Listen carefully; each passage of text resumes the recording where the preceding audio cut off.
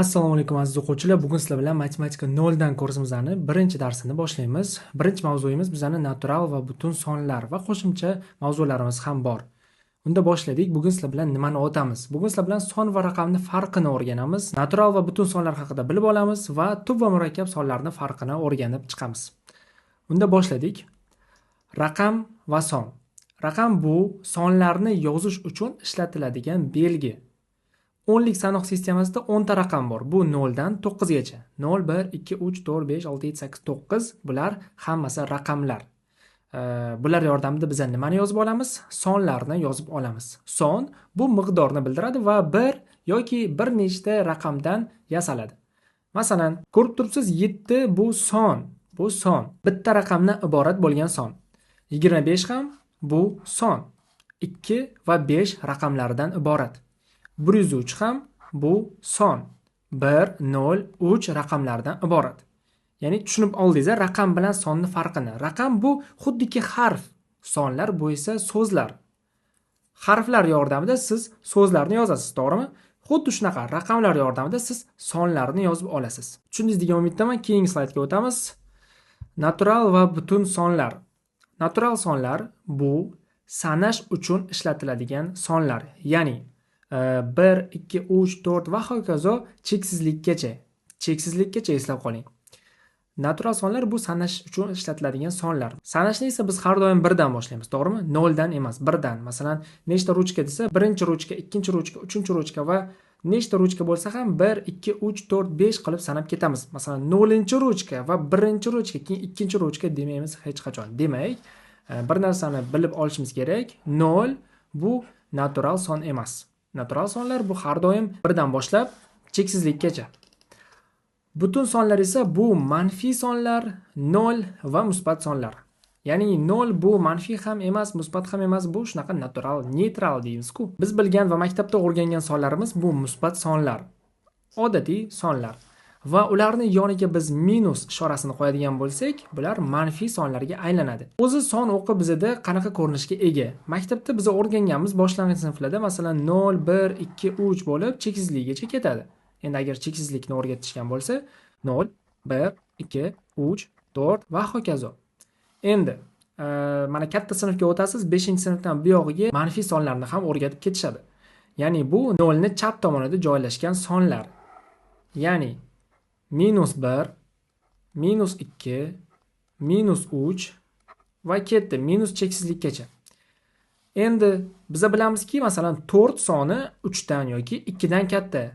4 soni 3 dan 2 dan katta. Nimaga 4 soni 3 dan katta masalan? Chunki 4 soni cheksizlikka yaqinroq turibdi. Ya'ni mana bu cheksizlikka yaqinroq turibdi. Qancha son o'ngroq joylashgan bo'lsa, shuncha bu katta bo'ladi. Masalan 0 -1 dan katta. 0 katta -1 dan. Nimaga? Chunki u o'ngroqda joylashgan. Qancha mana shu son o'qida, son o'ngroqda joylashgan bo'lsa, shuncha u katta hisoblanadi. Masalan, bu yoqda -97 degan son bor deylik. -97 kattami yoki -1 kattami? Albatta -1. Nimaga? Chunki -1 o'ngroqda joylashgan. Va bu -1 bu 0 ga yaqinroq deb tushunsangiz ham bo'ladi. Shu o'ngroqda joylashgan son. Endi o'zingiz o'ylab ko'ring. Manfiy son bizga ko'pincha qarzni ifodalash uchun yoki minusga ketganlikni ifodalash uchun kerak. Albatta boshqa joylarga ham ishlatiladi. Asosan tushunishingiz uchun aytmoqchimanki, aynan qarzni ifodalash uchun, minusga ketganlikni ifodalash uchun manfiy sonlar bizga kerak. Tasavvur qiling, siz 1000 so'mga minusga ketdingiz yoki 97 mingga minusga ketdingiz. Qaysi biri yomonroq? Albatta 97 mingga siz minusga ketganingiz yomonroq. Sizni kimdandir 97 ming qarzingiz borligi bu albatta yomonroq chem 1000 so'm qarzingiz borligidan. Kimdandir albatta qaysi birida siz yomonroq ahvoldasiz. 97 ming qarzda bo'lganingizda siz yomonroq ahvoldasiz. -1 ni uzish osonroq, to'g'rimi? Shundan kelib chiqadiki, qarz ham masalan katta kichigi bor albatta. -1 -97 dan kattaroq son hisoblanadi. O'shanda qarzingiz ham kichikroq bo'ladi-ku. Xo'p, ya'ni butun sonlarni tushunib oldik. Bu manfiy sonlar, 0 va musbat sonlar. Endi keyingi darslarimizda biz kasrli sonlar haqida o'tib ketamiz, irratsional sonlar haqida o'tib ketamiz yoki qanaqadir kelajakda kompleks sonlar haqida ham o'tishingiz mumkin. Aynan ular butun sonlarga kirishmaydi. Tushundingiz degan umiddaman. Qisqacha yana bir qaytarib olamiz. Natural sonlar bu sanash uchun ishlatiladigan sonlar, ya'ni 1, 2, 3, 4 va hokazo cheksizligigacha. Butun sonlar esa bu minus cheksizlikdan plus cheksizlikgacha bo'lgan sonlar, ya'ni manfiy sonlar, 0 va musbat sonlar. Manfiy sonlar va musbat sonlarning farqini tushunib oldik. Asosan ishorasida farqi bor va bularni hisoblashni hali keyingi slaydda hozir ko'rib ketamiz siz bilan. Bu endi musbat va manfiy sonlar orasidagi amallar. Birinchi qoidada nima berilgan? Son qanaqadir plus va minus b, masalan a plus minus b, a minus b ko'rinishiga o'tib ketar ekan. Masalan, 4 plus minus 2. Eslab qoling, har doim agar plus bilan minus shunaqa yonma-yon keladigan bo'lsa, bu minusni beradi. Ya'ni o'zi qoida bor, masalan, plus bilan minus minusni beradi degan qoida bor. Endi hayotda balki uchratgan bo'lishingiz mumkin yoki maktabdan bilishingiz mumkin. Plus bilan minus nimani? Minusni beradi. Hozir shunda nima qilib yozib olamiz? 4 yozamiz. 4 plus minus minusni beradi 2. 4 minus 2 nimaga teng? 2 ga. Boshqacha tushunsangiz ham bo'ladi. Masalan, sizni 4000 oyligingiz, 4000 pul oldingiz bugun deylik va kunligingiz masalan. Kunlik 4000 pul topdingiz va siz minus 2000 qarzda edingiz. Minus 2000 sizning qarzingiz bor, siz minusdasiz qayerdandir. Va qarzingizni uzganingizdan so'ng sizda necha pul qolish kerak? Logichna 2000 qoladi. Xuddi mana shu narsani, logichnasini amalda ko'rsatib beradigan ishoralarning orasidagi bog'liqlik bu. Ya'ni plus bilan minus tursa, minusni berib ketadi. Juda ham oddiy. Keyingisi minus, ya'ni minus a bo'lsa, ikkita minus bizga nimani beradi? Plusni beradi. Buni ham eslab qoling. Minus bilan minus bizga nimani beradi? Plusni beradi. Shunda minus yozilgan bo'lsa va qavsda minus 3 bo'lsa, ikkala minus bizga plusni beradi va plus 3 bo'ladi. Ya'ni plusni yozib o'tirishimiz o'zi aslida shart emas. Birdaniga 3 yozib ketsak ham bo'ladi. Endi 3-qoida juda ham oson. Buni ko'rsatib o'tirish shart emas, shunchaki qo'shish formulasi deb qo'yilgan, uni umuman farqi yo'q. Qo'shishda umuman farqi yo'q, qaysi birini qaysiga qo'shishingizni. Masalan, mayli shuni ham ko'rsatib ketay. 17 plus 990 plus 13. Masalan, 17 ni 990 ga qo'shib, keyin 13 ga qo'shib o'tirishingiz shart emas. Shunda olib 17 ni 13 ga qo'shib yorsangiz, necha hosil bo'ladi? 30. 30 ni keyin 990 ga qo'shib qo'ysangiz ham bo'ladi. Shunda bemalol 990 plus 30 qilib yozsangiz ham bo'ladi. Ya'ni plus, minus kelib qolganda ham hattoki o'rnini bemalol almashtirsangiz bo'ladi sonlarni. Minus kelib qolganda qanaqa qilamiz? Masalan, 34 minus 25 plus 15. Men xohlardimki minus 25 bilan plus 15 ni o'rnini almashtirishni. Qanaqa yozib olaman? 34 yozaman. Plus 15 ni birinchi yozaman. Minus 25 ni oxiriga o'tkazaman. Ya'ni sonlarni o'rnini almashtirganingizda uni yonidagi ishoralarni ham qo'shib almashtirishingiz kerak. Ya'ni minus 25 bo'lib turganmidi, buni oxiriga o'tkazaman. Plus 25 bo'lib turganmidi, buni o'rtaga o'tkazaman. Ya'ni plusi bilan, minusni esa minusi bilan. Minus 25 ni minus bilan o'tkazdim. Manfiy sonni minus bilan o'tkazish kerak. 34 bilan o'rnini almashtirsangiz ham bo'ladi albatta. 34 bilan minus 25 ni o'rnini almashtirguncha yana mana shu holat. 34 ni yonida qanaqa ishora turibdi? Plus ishorasi turibdi, lekin u ko'pincha yozilmaydi. Ya'ni 3, 4, 5, 6, 7, 8 bularni oldida hammasini plus ishorasi turibdi. Musbat sonlarni oldida plus ishora turibdi. Lekin o'sha plus ishora har doim ham yozilmaydi. Agar son birinchi bo'lib keladigan bo'lsa, lekin uni biz keyingi o'ringa o'tkazadigan bo'lsak, albatta plus ishorasini yozishimiz kerak. Minus 25 ni men oldinga o'tkazib yuboraman. Shunda nima hosil bo'ladi? Minus 25 ishorasi bilan o'tadi oldinga, 34 ni esa keyingi o'ringa o'tkazaman. Endi nima yozaman? Plus 34 albatta. Keyin plus 15. Mana ishorasi bilan o'tkazish mana shunaqa bo'ladi. Keyin hisoblaymiz minus 25 plus 34 plus 15. Mana shunaqa holatlarni ham hozir men sizga tushuntirib beraman, qanaqa minus bilan plusni hisoblashni. Keyin qisqacha tushuntirib beraman, manfiy va musbat sonlarning orasidagi amallar qanaqa bo'lishini. Minus 19 plus 25. Tasavvur qiling, sizni minus 19 yozilgan bo'lsa, 19000 qarzingiz bor. Siz 19000 minusdasiz. Lekin sizni yoningizga pul tushdi, ya'ni kartangizga pul tushdi 25000 so'm. 25000 bilan siz qarzingizni yopasiz. 25000 bilan siz qarzingizni yopasiz va sizda qancha pul qoladi? 19000 masalan qarzingizni yopsangiz 6000 pul qoladi. 6. Masalan 19 so'm siz qarz dedingiz, 25 so'm sizga pul tushdi va siz qarzingizni yopdingiz, sizda 6000 pul qoldi. 6 so'm 6000 shunaqa pul qoldi. Shunchaki tushunib olishingiz uchun men buni son o'qida ham hozir ko'rsatib beraman. Minus cheksizlik, plus cheksizlik, 0, minus 19 berilgan, minus 19 mana bu joyda deylik. Plus 25 bu nima degani? Plus 25 degani bu qadam 10 ga qarab, plus degani 10 tomonga qarab qadam tashlaymiz 25 da. Masalan, 19 ta qadam tashlasangiz 0 ga kelasiz. Yana 1, 2, 3, 4, 5, 6 ta qadam tashlasangiz, o'sha 6 ga kelib qolasiz. Mana shu minus 19 dan 6 gacha ko'chish. Shunaqa tushunsangiz ham bo'ladi. Ya'ni minus 19 ni siz 25 ta qadamga 10 ga surdingiz, o'shanda 6 bo'lib qoldi. 6 hosil bo'lib qoldi, 6 ga keldi. Agar minus bo'lganda edi, ya'ni minus 19 hozir men sizga ko'rsatib beraman. Agar ikkala ishora ham minus bo'lsa-chi? Minus 19, minus 25. Endi minus bo'lgani uchun bu chapga qarab harakat qiladi degani. Ya'ni minus cheksizligiga qarab, chapga qarab uni suramiz. Ya'ni berilgan sonni suramiz. Minus 19 berilgan bo'lsa, siz minus 19 da turibsiz va minus 25 chapga qarab yurdingiz. Masalan, sizda 19 ming qarzingiz bor edi, siz yana 25 ming ustiga qarz oldingiz. Shunda qarzingiz nechta pul bo'ladi? Ya'ni 19 yana 25 ni birgalikda endi qo'shasiz. Siz 19 ming qarz dedingiz, 25 ming yana qarzda bo'ldingiz. Ikkalasini qo'shilsa necha hosil bo'ladi? 44 hosil bo'ladi. Demak, siz minus 44 ming qarzdasiz. Ya'ni siz 44 ming qarzdasiz. Nima? Minusda. Minus 44. Sal kattaroq qiladigan bo'lsak, masalan, minus 19 ming siz qarzdasiz va sizning kartangizga 10 ming pul tushdi. Va siz qarzingizni to'laqonli bo'lmasa ham qanchadir qismini qoplamoqchisiz. Minus 19 ming siz qarzdasiz.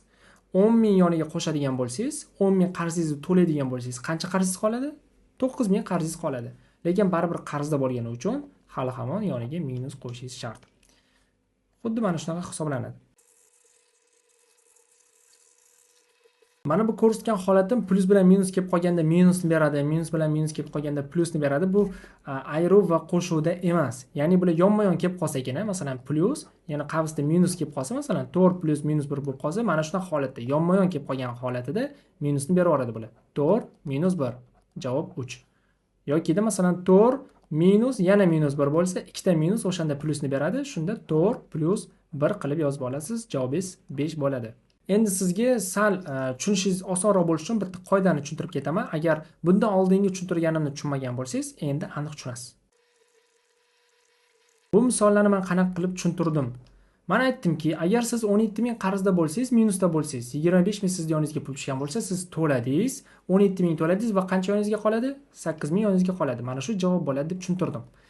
Endi agar siz mana shu qarzni boshqa ma'lumotlar bilan tushuntirganini tushunmay qolgan bo'lsangiz, albatta qanaqa ishlasangiz bo'ladi? Qarang, qaysi bir katta, ko'zingizga qaysi bir katta ko'rinadi? 25 mi, 17 mi? 25 kattaroq. Demak, ikkala ishorasiga qaraysiz. Minus bilan plus. Har xil ishora bo'lsa bo'ldi. Har xil ishora bo'lsa, shunchaki kattasidan kichigini ayirasiz. 25 minus 17 qilasiz. Javob necha chiqadi? 8 chiqadi. 25 minus 17 xayolingizda necha chiqdi? 8 chiqdi. Va kattasini ishorasini yozib qo'yasiz. 25 ning yonidagi ishorani yozib qo'yasiz. Plus. Endi plus yozish shart emas, shunchaki javob 8 deb ketsangiz ham bo'ladi. Endi agar ishoralar bizda bir xil bo'lsa, ya'ni plus plus yoki minus minus bo'lsa, bunda shunchaki qo'shamiz. Masalan, 25 plus 25 ni biz shunchaki qo'shardik. Bu odatiy. Masalan, buni boshlang'ich sinfda ham o'rganganmiz, bilamiz. Endi agar manfiy bo'lsa-chi, minus 17 minus 25. Bunda ham baribir qo'shamiz. Buni hozirgina men qanaqa qilib tushuntirdim? Agar siz minus 17 ming qarzda bo'lsangiz va buni ustiga minus 25 ming qarz olsangiz, siz hali hamon qarzda bo'lasiz. Faqat qarzingizning miqdori ko'paygan bo'ladi. 17 bilan 25 ni qo'shib qo'yish kerak, shunchaki topib qo'yish kerak, xolos. Minus 42 mi? Agar mana shu qarz bilan tushuntirganimni tushunmagan bo'lsangiz, shunchaki eslab qoling, ishoralari bir xil bo'lgan ifodalarni shunchaki qo'shasiz. 17 va 25 ni shunchaki qo'shish kerak, 42 hosil bo'ladi va qanaqa ishora bo'lsa, o'sha ishorani qo'yib qo'yamiz. Minus minus bo'lsa, minus qo'yib qo'yamiz. Endi 17 plus 25 ni ham xuddi shunaqa qoida o'zi aslida.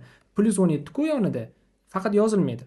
Plus 17 plus 25 bunda ham qo'shamiz. 42 faqat oldiga plus qo'yib qo'yamiz. Endi bunaqa maydalashish kerak emas o'zi matematikada. Shunchaki sal tushunishingiz uchun tushuntirib beryapman. Mana bu holatda endi plus yozib o'tirmang yana javobda. Keyingisi minus 17 plus 12. Minus 17 ming siz qarzdasiz. Siz qarzdasiz, demak siz minusdasiz. 12 ming kartangizga pul tushdi, qarzingizni berdingiz. Yana qancha qarzingiz qoladi? 5000 qarzingiz qoladi. Faqat siz minusdasizmi, qarzdamisiz? Demak, minus yoziladi. Mana shu qarz bilan bo'lgan amal sizga tushunarsiz bo'lgan bo'lsa, yana aytaman, eslab qoling. Ishoralar har xil. Ishoralar har xil. Minus, plyus.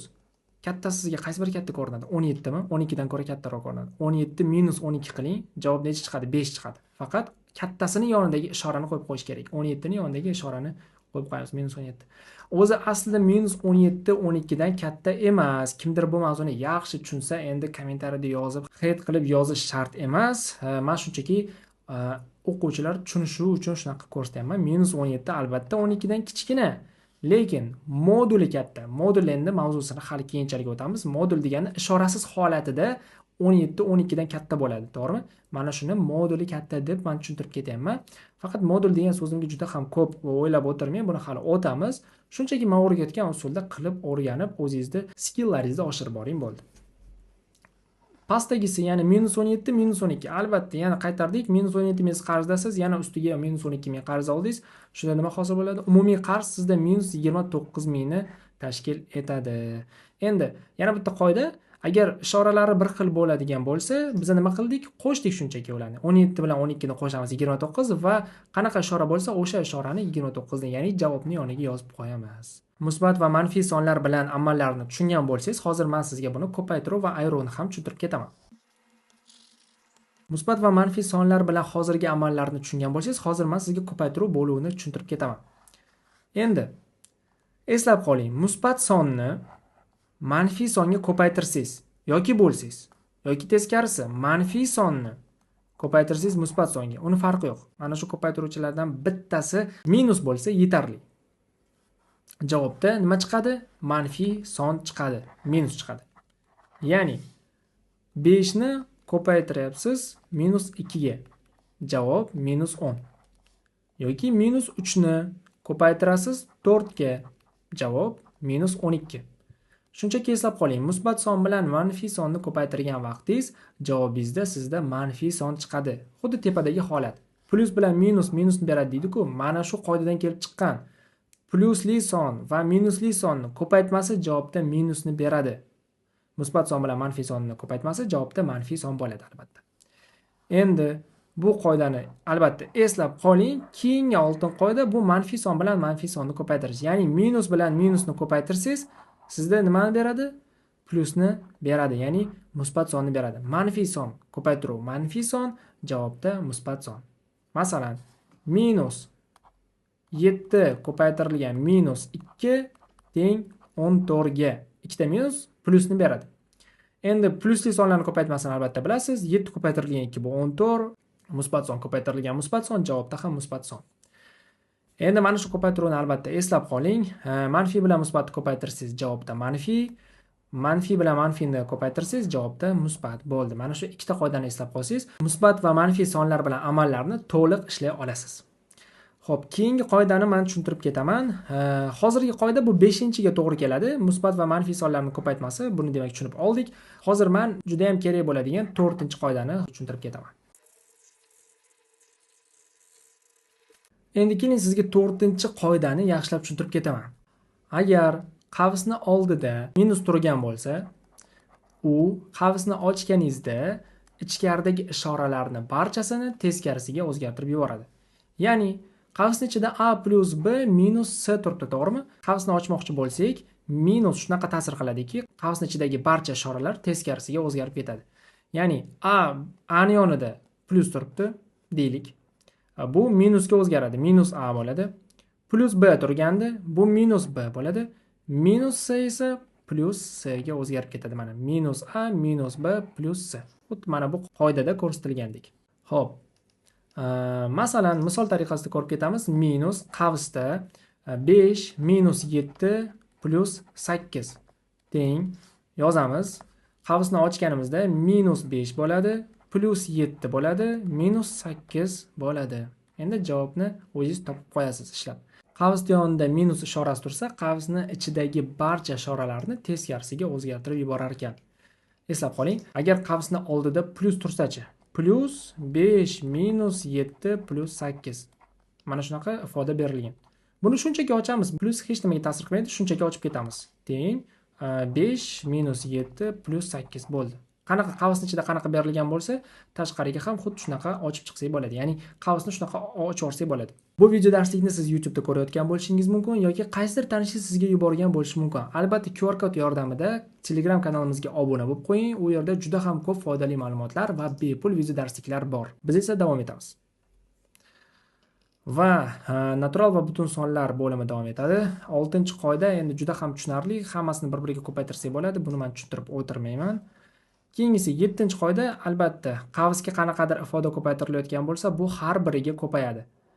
S ni ko'paytiramiz, agar A ko'paytirilgan S bo'ladi, plus B ko'paytirilgan S bo'ladi. Ya'ni har biriga ko'paytiramiz. Bu qanaqa ishlaydi? 5 ko'paytirilgan qavsning ichida 7 plus 8 teng 5 ni 7 ga ko'paytiramiz. 5 ko'paytirilgan 7, keyin 5 ni 8 ga ko'paytiramiz. Mana bu ishora saqlanib qoladi. Plus 5 ko'paytirilgan 8. Shunchaki hisoblab qo'yamiz. 5 ni 7 ga ko'paytirsak 35, 5 ni 8 ga ko'paytirsak bu 40. Qo'shadigan bo'lsak 75. Mana shu qoida ham juda ham muhim, albatta bilmaganlar uchun. Bilganlar ozgina oldinga o'tkazib olsangiz ham bo'ladi yoki keyingi darslikni ko'rib ketsangiz ham bo'ladi. Xo'sh, mana shu joyda men ozgina darajalar haqida ma'lumot berib ketaman. Daraja bu nima o'zi aslida? Ko'rgan bo'lishingiz mumkin, siz mana bunaqa sonni ustida qanaqadir kichkina soncha yozilgan bo'ladi. 5 tepasida 2. 2 bu kvadrat deyilgani. Ikkinchi daraja degani, kvadrat degani boshqachasiga. Ya'ni bu nima degani? Bu deganiki 5 ni 2 marta o'z-o'ziga ko'paytiramiz. 5 ko'paytirilgan 5. Javobda necha? 25. Yoki 3 ni 4-darajasi.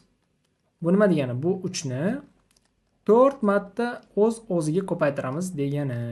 3 ni 3 ga ko'paytirasiz 9, 9 ni 3 ga ko'paytirasiz 27, 27 ni 3 ga ko'paytirasiz 81 javob. Masalan, 7 ni 3-darajasi. Bu nima degani? Bu degani 7 ni 3 marta o'z-o'ziga ko'paytiramiz. Va javob 7 ni 7 ga ko'paytirsak 49, 49 ni 7 ga ko'paytiradigan bo'lsak 343 bo'lishi kerak. Mana shu daraja deyiladi. Daraja bo'yicha qisqacha tushungan bo'lsangiz, har qanday sonni 0-darajasi, masalan 100 ni ham 0-darajasi bu 1, 10 ni ham 0-darajasi bu 1, 999 ni ham 0-darajasi bu 1. Bu shunchaki qoida, eslab qoling. Buni isbotini ko'rib o'tirishimiz shart emas, vaqtimizni ketkazib, shunchaki tushunsangiz bo'ldi. Har qanday sonni tepasida mana shunaqa 0-daraja turibdimi, bu javobda 1 ni beradi. Endi biz har doim 2-daraja demaymiz yoki 3-daraja demaymiz, kvadrati deymiz yoki kubi deymiz. Ya'ni 2 tursa bu kvadrat, 3 tursa bu kub. Shunchaki eslab qoling. Endi 8-qoidada nima deyilgan? Bir xil asosli, darajasi har xil bo'lgan sonlarni ko'paytirsak, ularning darajasi qo'shilar ekan. Bu nima degani o'zi aslida? Biz bilamiz 5 ni masalan kvadrati. Bu nima degani? 5 ni o'z-o'ziga 2 marta ko'paytiramiz, javobda 25 bo'ladi. Va mana shu ko'paytirilgan 5 ni 3-darajasiga. Bu nima degani? 5 ni 3 marta o'z-o'ziga ko'paytiramiz. 5 ko'paytirilgan 5 ko'paytirilgan 5 ni javobda 125. Xo'p, mana shunaqa ikkita son ko'paytirilgan ekan, asos. Pastki qism har doim asos deyiladi. Ya'ni 5 bu asos. 2 bilan 3 bular daraja. Eslab qoling. Asoslari bir xil bo'lgan sonlarni ko'paytirdikmi, nima yozamiz? Teng bitta asosni yozamiz va darajasida 2 plus 3 qilamiz. Ko'paytirilganda har doim darajalar qo'shiladi. Shunda teng 5 ni darajasi 5 bo'ladi. Bu nima degani? 5 ni 5 marta o'z-o'ziga ko'paytiramiz degani. Hozirgi holatda ham xuddi o'sha narsani keltirib chiqarsa bo'ladi. 5 ni kvadrati ko'paytirilgan 5 ni 3-si nima deyilgan? 5 ni kvadrati bu 5 ko'paytirilgan 5. Baribir yana ko'paytma turibdi-ku. Ko'paytma 5 ni kubi, ya'ni 5 ko'paytirilgan 5 ko'paytirilgan 5. O'zi aslida nechta 5 bo'lib turibdi bu yerda? 5 ta. Buni biz bemalol yozsak bo'ladi. 5 ni 5-darajasi deb. Ya'ni 5 ta 5 ni o'z-o'ziga ko'paytirilgan holatda turibdi. Agar shunga o'xshash bir xil asosli sonlar ko'paytirilmasa, bo'linma bo'lsa nima bo'ladi?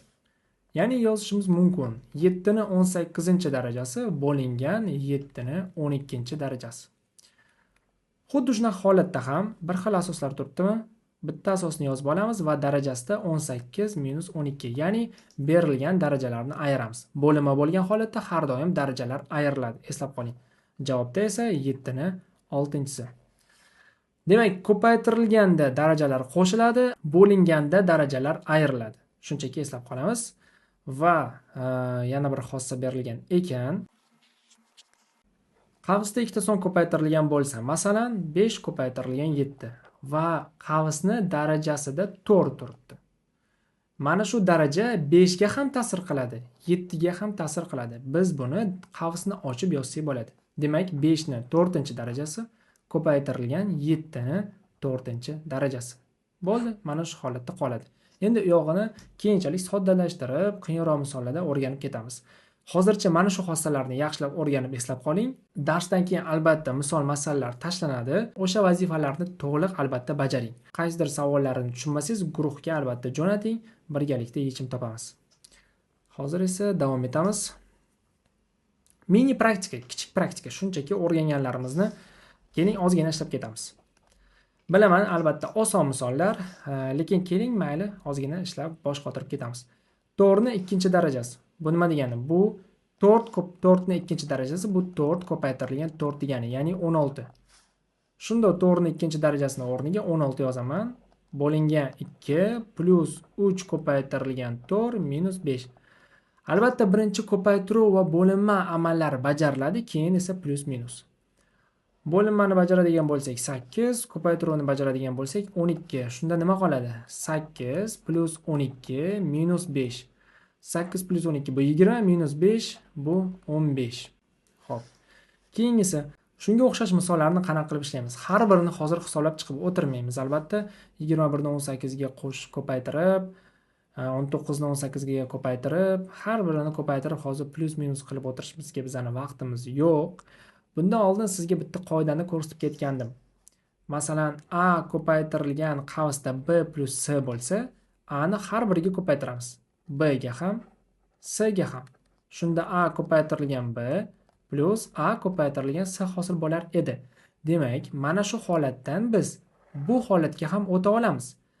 A ko'paytirilgan B va A ko'paytirilgan C bo'lsa, ikkalasidan ham A ni chiqarib olib, bitta A yozib tashqariga qavsda B plus C ni qoldirsam bo'ladi. Masalan, 5 ko'paytirilgan 7 plus 8. Boyagina xuddi shu misolni ishlagandik. 5 ni 7 ga ko'paytiramiz, 5 ni 8 ga ko'paytiramiz. Nima hosil bo'ladi? 5 ko'paytirilgan 7 plus 5 ko'paytirilgan 8. Mana shu holatdan endi undan oldingi holatga yana qaytarib o'tkazamiz. 5 larni qavsdan tashqariga chiqaramiz. 5 larni qavsdan tashqariga chiqardik. Qavsning ichida 7 plus 8 qoldi yana. Endi nimaga 2 ta 5 emas deyishingiz mumkin. Bundan oldin ham 2 ta 5 yozilmagandi. Ikkalasini bitta 5 sifatida ko'rinishda olib chiqib ketamiz. Chunki ko'paytirilganda baribir har biriga ko'payadi. Xo'p, tushundingiz degan umiddaman. Hozir xuddi mana shu usulni ishlatamiz. Endi qaraymiz. 21 ko'paytirilgan 18, 19 ko'paytirilgan 18. Demak, 18 lar bor umumiy. Undan keyin nima kelgan? 18 ko'paytirilgan 17 va 17 ko'paytirilgan 18. 17 lar umumiy. 16 ko'paytirilgan 15, 15 ko'paytirilgan 14. 15 lar umumiy. Har birini qavsga ajratib olamiz. Mana 21 dan boshlab 18 gacha mana qavsda yozaman. Qolgan 18 dan boshlab 16 gacha qavsda va 16 dan 14 gacha qavsda yozaman. Umumiy bizda qaysi ko'paytiruvchi turibdi? 18 turibdi. 18 ni qavsdan tashqariga chiqazamiz. Keyin yozaman. 18 ni qavsdan tashqariga chiqardik. Qavsda nima qoldi? 21 minus 19 qoldi. Bu birinchi qavsdan. Mana bu ikkinchi qavsdan esa 17 bizda umumiy ko'paytiruvchi. Uni tashqariga chiqarsak bo'ladi. Shunda plus, mana bu plus turibdi bizda. Plus 17 ni tashqarida 17 ni tashqariga chiqardik. Qavsda nima qoldi? 18 minus 16. Yana plus.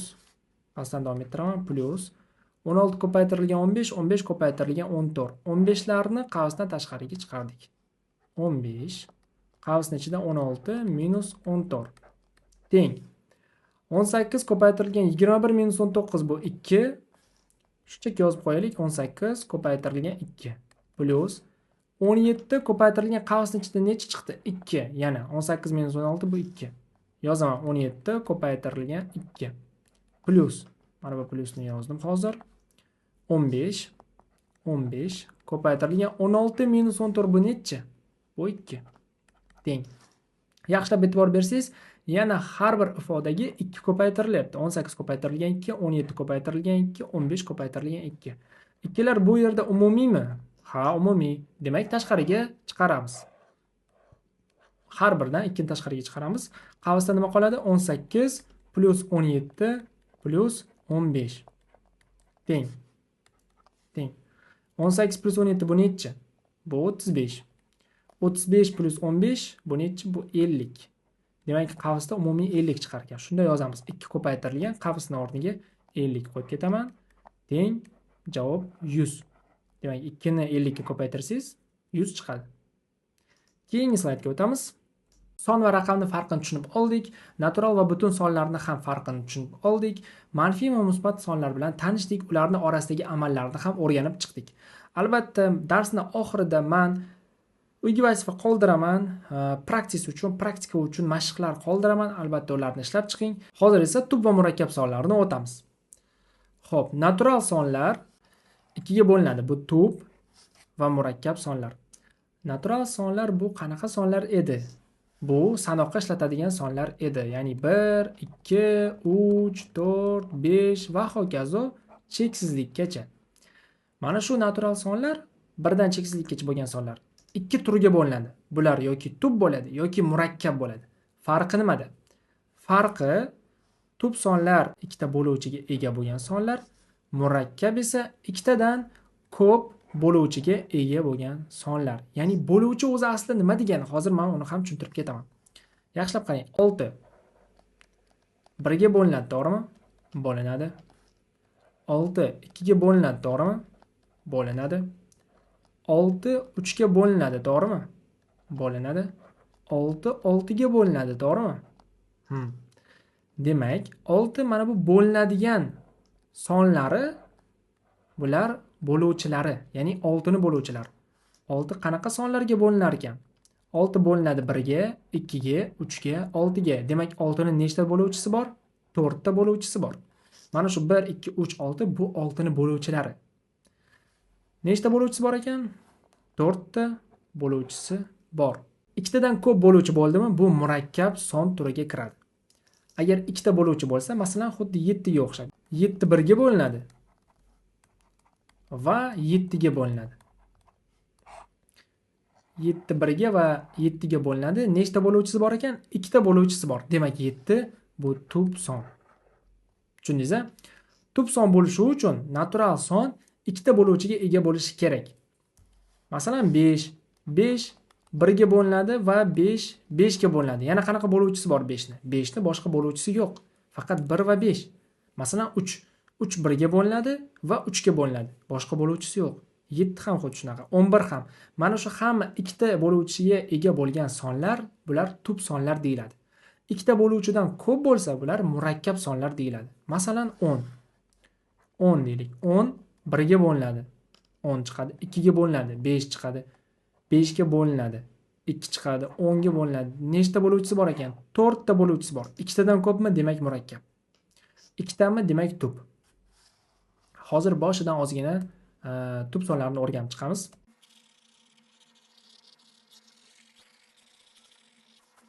Demak, sonni 2 ta bo'luvchisi bo'lsa, bu tub son bo'ladi.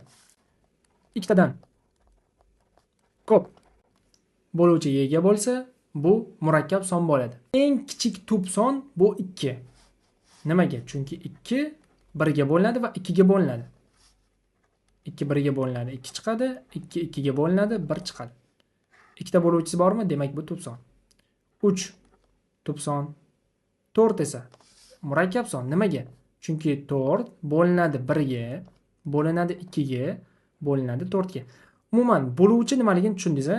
Bo'luvchi bu bizga berilgan son bo'linadigan sonlar. Masalan, bizga 100 degan son berilgan bo'lsa, buni qanaqa bo'luvchilari bor desa, siz bemalol yoza olasiz. 1 2 10 20 5 masalan, mana shular hammasi bo'luvchilari. Ya'ni 100 bo'linadigan sonlar. Bo'linadigan deganda nima nazarda tutilyapti? Bo'linadigan deganda bo'lganingizda qoldi qolmaydigan holat.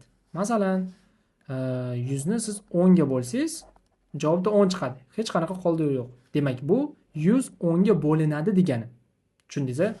maydalab tushuntirib ketyapman, hamma tushunishi uchun. Xo'p, 4 ni 3 ta bo'luvchisi bor, 2 tadan ko'pmi bu? Demak, murakkab. Keyingisi 5. 5 tub son. Xo'p, 6. 6 ni 1, 2, 3, 6, ya'ni 4 ta bo'luvchisi bor. Demak, bu murakkab. Keyingisi 7. 7 bu tub son. Boyagina aytib o'tib ketdim. 7 1 ga bo'linadi, 7 7 ga bo'linadi. Demak, bu tub son. Keyingisi 8. 8 yana murakkab, chunki 1 ga bo'linadi, 2 ga bo'linadi, 4 ga bo'linadi, 8 ga bo'linadi. 4 ta bo'luvchisi bor. 2 tadan ko'pmi? Demak, murakkab. 9 ham xuddi shunaqa, 3 ta bo'luvchisi bor. 1, 3, 9. 10 ham xuddi shunaqa. Bo'luvchilari 2 dan ko'p. 11. 11 esa bu tub son. Ya'ni nimaga? Chunki 2 ta bo'luvchisi bor. 11 ni 1 ga bo'lasiz, 11 chiqadi.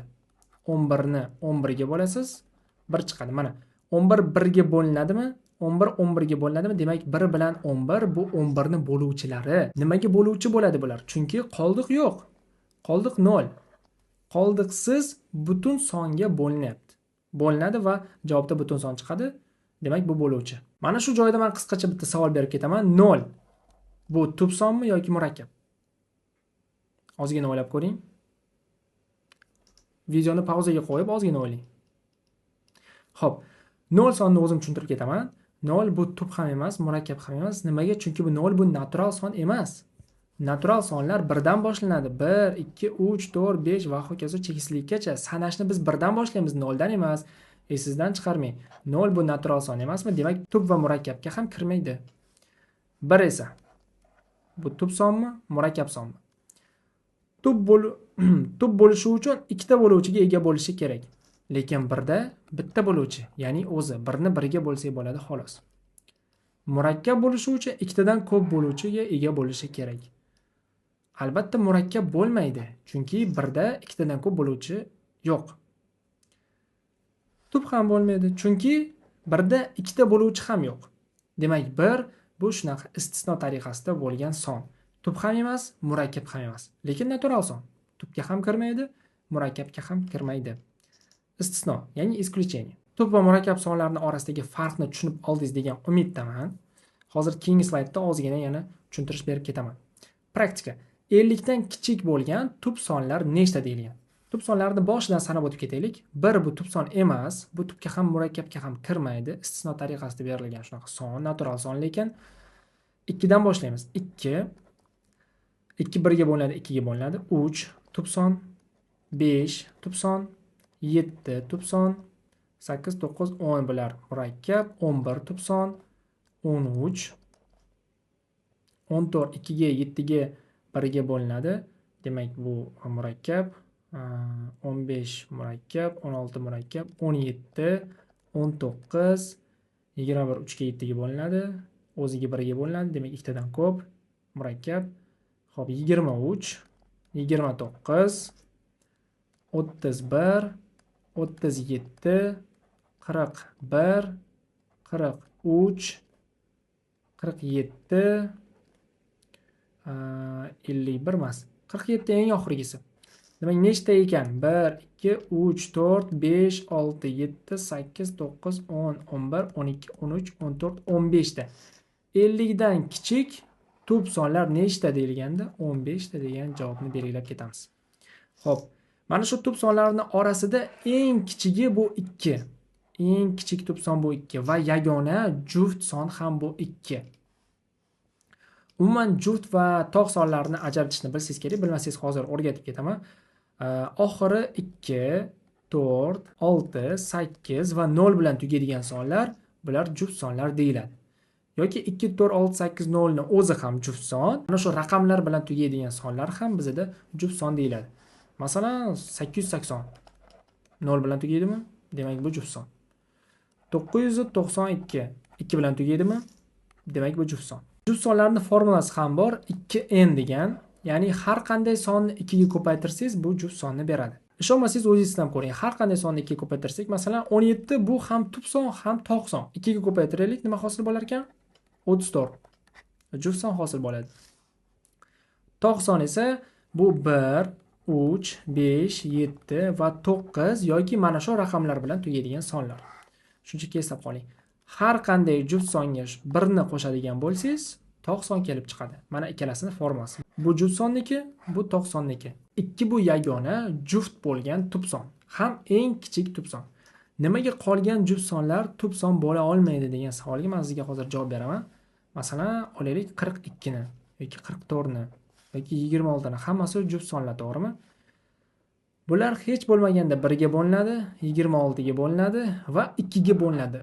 2 ga bo'lindi degani bu o'zi 2 tadan ko'p. 2 ga bo'lindi degani bu o'zi bo'luvchisi 2 tadan ko'p degani. 42 ham xuddi shunaqa. 1 ga bo'linadi, o'ziga bo'linadi va kamida 2 ga ham bo'linadi. Boshqa bo'luvchilar bo'lmaganda ham baribir 2 ga bo'lingan bo'lardi, chunki bu juft son. Chunki har qanday juft son 2 ga bo'linadi. Demak, 2 dan tashqari boshqa hech qanday juft sonni biz tub sonlar qatoriga kirgiza olmaymiz, chunki ular 1 ga bo'linadi, o'ziga bo'linadi va kamida 2 ga bo'linadi. Mana shuni deb bo'luvchilar soni 2 tadan ko'p bo'lib ketadi. Tub son bo'lishi uchun bo'luvchilar soni 2 ta bo'lishi zarur va shart. Xo'p. Demak, bugungi mavzuni tushundingiz degan umiddaman. Qisqacha bo'lsa ham kichik bo'lgan mavzularni maydalab tushuntirib berishga harakat qildim. Keyingi mavzularda albatta anchagina qiyinlashib boramiz. Qadamma-qadam eng oddiysidan qiyinigacha bo'lgan qadamlarni siz bilan birgalikda bosib o'tamiz. Eng oddiy tushunchalardan boshlab eng qiyin misol masalalargacha birgalikda Xudo xolasa boramiz. Sog' bo'ling, salomat bo'ling. Keyingi darsda ko'rishguncha.